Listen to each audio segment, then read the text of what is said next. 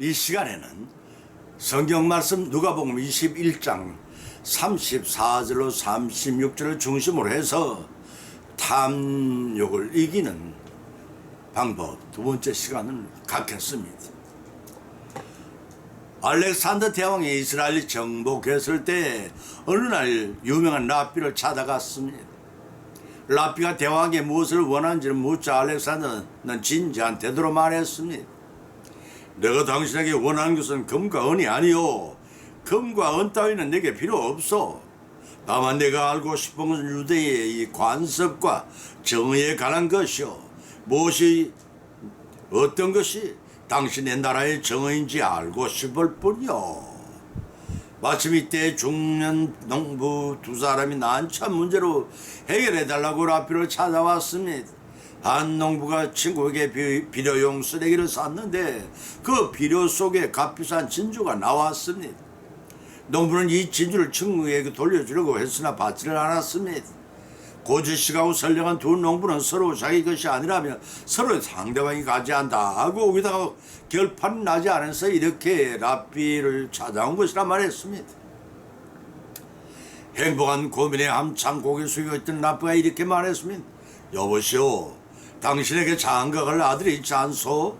예, 그렇습니다만 또 당신에게 출가할 여식이 있지 않소? 그러면 됐소. 그 값진 진주를 팔아 그들을 결혼시키고 살림을 차려주시오. 두 농부는 몇 분의 머리를 조아려 감사를 펴고 돌아갔습니다. 이때 랍비는 알렉산더를 향해 말했습니다. 대왕이시여, 이것이 우리의 정의입니다. 이런 경우 폐하의 나라에서는 어떻게 판결을 하십니까? 알렉산더 대왕 거침없이 대답해 주었습니다.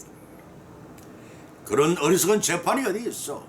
우리나라에서는 두 사람 모두를 죽이고 그 진주를 내 것이 되지요라는 알렉산더의 표현 너무나 천연덕스러웠습니다. 이 예화는 인간은 끝없는 탐정의 노래한 사실을 일깨워주고 있습니다. 탐정의 고질적인 본성은 비단 알렉산더의 한 사람에게만 구간된 것이 아닙니다. 자족하고 절제한 마음만이 우리에게 알렉산더식 정의라는 탐욕을 막는 지름길이 될 뿐입니다. 오늘 이 시간엔 탐욕을 이기는 방법의 두 번째 시간으로 성경 말씀 중에서 세 가지를 발췌하여 상고하는 가운데 피자의 은혜와 그 실천을 위하여 결단한 귀중한 시간이 되시기를 예수님의 이름으로 간절히 축원을 드립니다. 첫 번째는 외식하지 말라고 했습니다. 마태복음 23장 24절 26절을 찾아보면 소경된 인자여 하루살이를 걸러내고 약되는 삼기는 도다. 화에서 진저 외식하는 서기관과 바리새인들이여 잔과 대접의 겉은 깨끗하되 그 안에는 탐욕과 방탕으로 가득하게 하는도다. 소경된 바리새인아, 너는 먼저 안을 깨끗하게 하라. 그래야면 그것도 깨끗하리라고 하셨습니다. 유대 종교 지도 계급층의 탐욕에 가는 말씀입니다. 덕히 본문에서 서기관과 바리새인들의 탐욕스러운 탐욕은 단순히 내적 이기심 정도가 아니라 강제로 남의 것을 빼앗는 노략질을 의미합니다. 그들은 겉으로는 자선을 베푸고 하나님 경외하는 것처럼 보이지만 실제로는 그들의 유전으로 하나님의 법을 가려오고 선량한 백성들에게 평안과 자유를 방해하고 재물까지도 약탈을 했습니다. 다시 말해서 서기관과 바리새인들은 금욕적인 생활을 하는 것 같지만 사실은 마음속에 일어난 죄에 대해서는 절제할 능력도 없고 절제하려 들지도 않았습니다. 외식적인 금욕생활로 자신의 죄악을 절제할 수가 없다는 표현이 더 정확한 것입니다. 오늘날의 성도들도 마찬가지로 하겠습니다. 갈라디아서 5장 16절로 17절에서 기록하기를 내가 이루는 너희는 성령을 쫓아 행하여라. 그리하면 육체의 욕심을 이루지 아니하리라. 육체의 소욕은 성령을 거스리고 성령의 소욕은 육체를 거스리나니 이 둘이 서로 대적함으로 너희가 원하는 것을 하지 못하게 하려 함이라고 하였습니다. 우리 스스로의 무력함을 고백하고 성령에게 붙잡히마 될 때 육체의 욕심 곧 탐욕을 절제할 수 있게 됩니다. 그런데 당시 유대사의 지도 계급층은 본문 24절에서 하루살이는 걸러내고 약들은 삼키 좋다라고 지적하셨습니다. 이 말씀 당시에 통용된 속담인데 예수님께 참으로 적절히 지적하셨습니다. 하루 사이간 곤충들이 포도에 함께 섞여 있을 경우에 부정한 것으로 인정이 됩니다. 레위기 11장 4절의 말씀입니다. 그 곤충들을 망으로 걸러내서 마시면서 똑같이 부정한 것으로 인정되는 약대 곧 낙타는 자기 소유로 취득한다는 뜻입니다. 다시 말해서 사소한 정결법을 지키려고 했으면 더욱 중요한 계명을 어기는 저사를 꼬집어 말씀한 것입니다. 어느 사소한 식물의 11조는 바치면서도 정작 중요한 의와 인과 신은 행하지 않는 위선적인 그들의 신앙을 책망하신 것이기도 합니다. 약대는 이스라엘에 존재하는 동물 중에 가장 큰 종류인데 가장 작은 하루사이와 같은 사소한 부정은 제거하면서도 가장 큰 덩치의 약대는 분별치 못하고 삼킨다는 것은 바리새인의 왜곡된 신앙의 단면을 잘 보여주는 말씀이라 하겠습니다. 본문 25절은 장과 대접으로 이들의 탐욕을 비유하고 계십니다. 본문 25절의 장과 대접은 깨끗하되 라는 말씀을 다섯 번째 저주 선언의 바리새인들의 의식주를 비난하고 계십니다. 여기서 장과 대접을 먹고 마시는 모든 그릇을 통칭합니다. 음식을 담는 장과 대접의 안쪽은 깨끗이 닦지 않으면 음식을 담아 먹을 수가 없습니다. 그와 같이 사람도 속 사람이 깨끗해야 합니다. 그런데 바리새인들은 장과 대접이 겉만 깨끗하고 그들의 행실은 겉만 정결하게 보였을 뿐 정작 속 사람은 탐욕과 방탕으로 제우지로 방치되었다 하는 것입니다. 다시 말해서 바리새인들은 경건의 모양을 가지고 있으나 내면적으로는 물질적으로는 도덕적으로 심한 죄에 빠져 있었던 것입니다.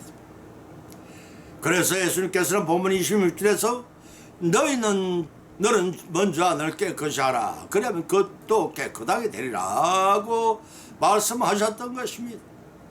예수님 표리 부동한 바리새인들을 질책하셨을 뿐만 아니라 신앙 회복에 대한 대안을 제시했는데 그것을 안을 깨끗이 하라는 말씀이십니다. 예수님은 바리새인들에게 우선순위로 부족한 마음을 정결을 지적을 하셨습니다. 정결한 음식과 음료를 원한다면 먼저 해야 할 일은 그릇과 잔의 안을 깨끗이 하라고 하셨습니다. 생활의 정결법을 준수하라는 말씀입니다. 그러면 그것도 깨끗하리라 하고 선언하십니다. 이 말씀을 통해서 사람이 영혼을 깨끗이 하면서 생활의 절제와 온화와 인내 등과 같이 열매의 결실을 맺게 될 것이라는 뜻이기도 합니다. 잠언서 4장 23절에 기록하기를 물어 지킬 만한 것보다 더욱 내 마음을 지키라. 생명의 권한이 이에서 남이니라 하신 말씀 명심하시기 바랍니다. 두 번째는 악한 욕망을 스스로 조심하라는 것입니다. 누가복음 21장 34절로 36절을 쳐다보면 너희는 스스로 조심하라. 그렇지 않으면 방탕함과 술취함과 생활의 염려로 마음이 둔하여지고 뜻밖의 그날의 득과 같이 너에게 이 말이니 이 날은 온 지구상에 가는 모든 사람이 이 말이라. 이러므로 너희는 장차 올 이 모든 일을 너희 피하고 인자 앞에 서도록 항상 기도하며 깨어있으라고 하셨습니다.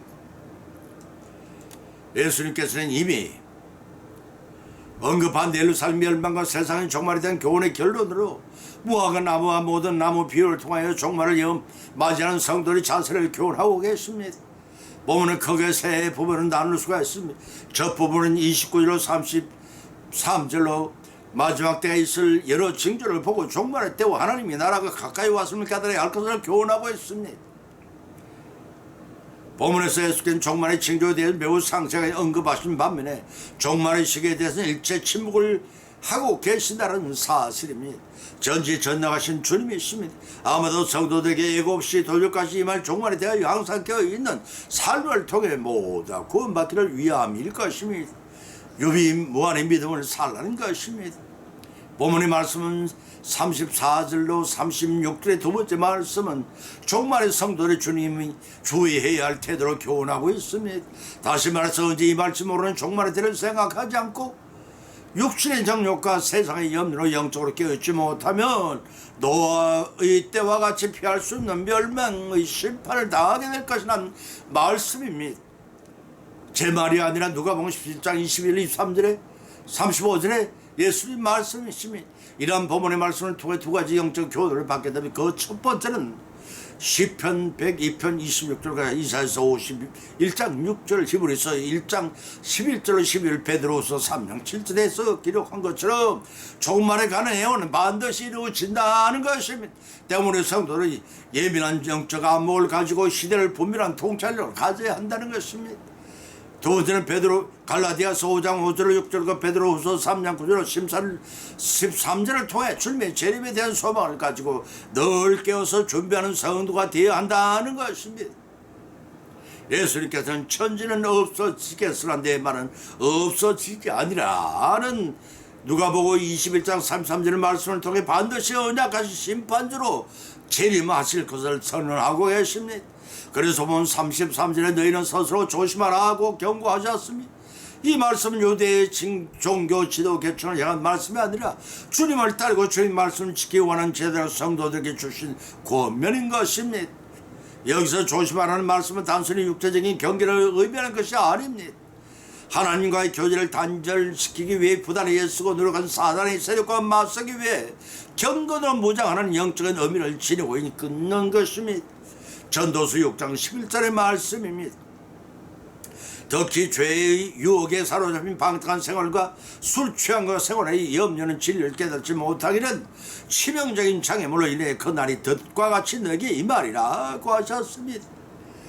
따라서 종말은 전혀 예기치 않을 때 예기치 못한 덫에 빠지듯이 돌연히 이마에 큰 낭패를 안겨줄 것이니 항상 종말의 때를 대비하고 살라는 말씀입니다. 왜 그렇게 살아야 하는가에 대해서는 본문 35절은 이 나라는 온지구상이 이 말이라는 것입니다. 이 세상 어느 누구에도 예외가 없다는 것입니다. 이 말씀의 뜻은 예수님의 재림 때에 다른 심판의 유대인뿐만 아니라 온 인류에게 임할 것이라는 말씀이기도 합니다. 그렇기 때문에 본문 36절은 장차 올 이 모든 일을 피하고 인자 앞에 서도록 항상 기도하며 껴있으라고 하셨던 것입니다. 여기서 인자 앞에 선다는 결에는 종말의 때의 환난을 피하고 구원에 이르러 영광인 주님을 맞이하도록 준비하라는 뜻이기도 합니다. 그러기 위해서 깨어있으라. 헬라어 아그리프 테테 난 단순히 잠을 자신만은 뜻만이 아닙니다. 시대의 징조를 분별하며 자신의 영적 상태를 점검할 수 있는 신앙의 통찰력을 가져야 한다는 말씀입니다. 한 삶도 구원받지 못하는 일이 없도록, 한 사람도 구원받지 못하는 일이 없도록 삶과 유비무한의 삶을 살라 하시는 주님의 교훈을 성취하시는 우리 모두가 되시기를 바랍니다. 세 번째는 육신의 일을 도모하지 말고 그리스도로 옷을 입으라고 했습니다. 로마서 13장 13절로 14절을 찾아보면 낮에와 같이 단정에 행하고 방탕과 술 취하지 말며 믿음 엄난과 호색하지 말며 쟁투와 시기하지 말고 주 예수 그리스도로 옷 입고 정욕을 위해 육신의 일을 도모하지 말라고 하였습니다. 한때는 우리나라만큼 계절이 뚜렷한 굽대로식 구별된 나라도 이 지구상에는 얹지 않았습니다. 가난하면서도 사계절의 철에 따라 옷을 갈아입는 민족도 더불었습니다. 그러나 요즘 겨울이 가고 봄이가 싶으면 벌써 여름이 시작되고 가을인가 싶으면 어느새 겨울철이 찾아와서 어떤 옷을 입어야 할지 몹시도 곤란할 때가 많습니다. 어찌되었거나 사람은 계절에 따라 옷을 갈아입어야 합니다. 그와 같이 우리 성도는 신앙의 옷을 갈아입어야 할 때가 반드시 있습니다. 사랑하는 성도 여러분, 우리는 무엇을 입고 무엇을 벗어야 하겠습니까? 우리는 본문 말씀에 지적한 것처럼 정욕을 위한 육신의 일을 벗고 빛이신 예수 그리스도로 옷을 갈아입고 단정한 생활 곧 하나님의 자녀답게 살아가야 하지 않겠냐는 말씀입니다. 고린도후서 6장 14절 기록을 찾아보면 너희는 믿지 않는 자와 같이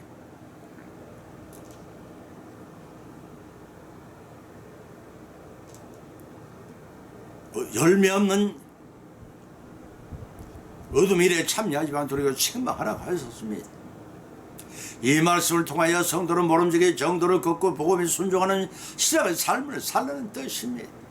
고린도후서 7장 10절에 교훈하기를 하나님의 뜻대로 하는 것이면 후회할 것이 없는 구원에 이르게 하는 회개를 이루는 것이요 세상 것이면 사망을 이루는 것이라고 밝혔습니다. 회개의 삶은 구원에 이른 첩경인 것입니다. 후회하는 삶을 살지 말고 신앙과 양심의 부끄러움이 조금도 없는 정결한 삶을 살아서 구원받으라는 교훈이십니다. 본문 13절에서도 사도와는 교훈하기를 낮에와 같이 단정히 행하라고 하는 말씀을 통해 성도들이 비록 어둠의 세상에 살지만 언제나 빛 가운데 곧 낮에 속한 자들임을 자각하고 삶을 살라는 것입니다. 이 자각의 삶을 살아가는 방탕하고 술 취하지 말며 음란하고 호세하지 말며 쟁투하고 시기하지 말라는 뜻이기도 합니다. 여기서 방탕하고 술 취하지 말며라는 의미는 헬라 문화권에서는 술의 신 바카스 등의 축제일에 술을 취하도록 마시며 그의 신을 찬양하고 밤이 늦도록 요란스러운 행렬을 벌이는 풍속이 이런 일반적인 경향이었습니다. 사도 바울은 이러한 현상을 염두에 두고 어둠의 일인 술 취하여 방탕한 일을 삼가라는 것입니다. 또 음란과 호색이란 성적 타락을 지정한 영원한 점에 두 낱말이 비슷하지만 음란은 성교를 가리켜 말로서 법적, 도덕적, 무절제한 성적 행위를 표한 용어이고 호색은 언제 억제 불가능한 애고의 뜻으로 생활 가운데 젖어 있어서 이미 보편화된 방탕한 성문화를 뜻합니다. 따라서 이 두 용어는 성적인 범죄 전체를 지적하는 표현입니다. 또한 쟁투와 시기는 유사한 단어로 쟁투는 헬라어 엘렉스는 외부로부터 나타난 투쟁을 가리키고 시기는 그 원인의 내부적인 격정임. 따라서 이 두 단어는 경쟁사회에서 나타날 수 있는 모든 편견과 우월감 그로 인한 온갖 싸움을 지적한 말씀입니다. 오늘날 흔하게 볼 수 있는 범죄의 양상인 것입니다. 어거스틴은 본 구절에 오직 그리스도를 옷 입고 정욕과 육신의 일을 도모하지 말라는 말씀에 은혜를 받고 새로운 사람이 되었다고 전했습니다. 본문 14절의 말씀은 그리스도인에게 더 이상 썩어져 없어질 육신을 만족시키는 이런 삶의 목표가 될 수 없음을 강조하고 있습니다. 특히 주 예수로 옷 입는 것이란 표현을 통해 로마서 12장 21절에서 악에게 지지 말고 선으로 악을 이기는 방법을 제시했습니다. 죄악의 유혹을 이기는 유일한 방법은 그리스도와 영적으로 연합하여 그리스도의 성품을 덧입으라고 갈라디아 3장 27을 밝히고 있고 오직 그리스도만 바라보고 정진하라는 것입니다. 히브리서 12장 1절 2절의 말씀입니다. 바로 이 상태를 가리켜 그리스도로 옷 입는 것을 표현하고 있는 것입니다. 이처럼 그리스도로 말미암아 구원을 얻은 성도는 반드시 그리스도를 옷 입어야 한다는 사실을 깨닫고 언제나 그리스도 안에서 거하는 존재를 망가해서는 안 될 것입니다.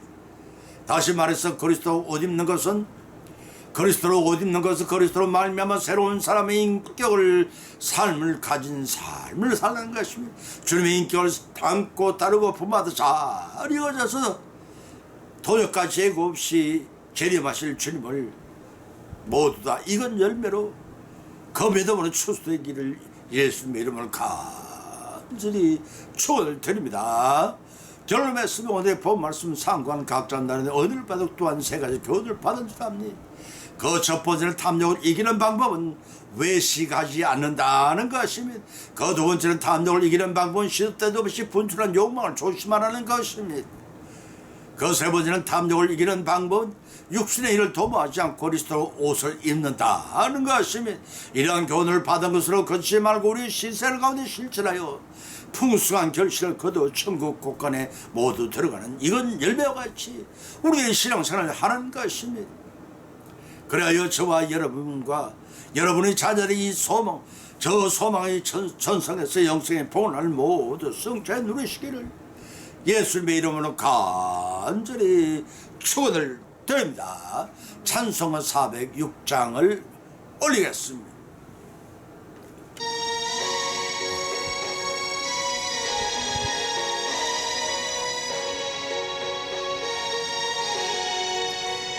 고난 내 영혼 편히 쉴 곳과 풍랑이 일어도 안전한 보고 폭풍까지도 다스리시는 주님 영원한 발러지에 주님 영원하신 팔 함께하사 항상 나를 붙드시니 어느 곳에 가든지 요동하지 않으면 주님 팔을 의지함이라. 세상 친구들 나를 버려도 예수님 늘 함께 동행함으로 주님 은혜가 충만하리니.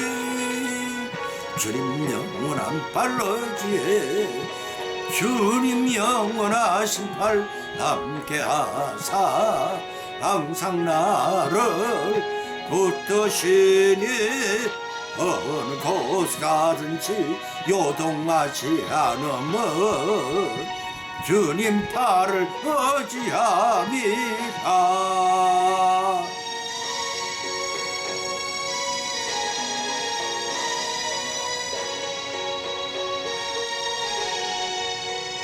나의 믿음이 연약해져도 미리 예비한 힘을 주시며 위태할 때도 안보하시는 주님 영원한 팔러지에 주님 영원하신 발 함께하사 항상 나를 붙드시니.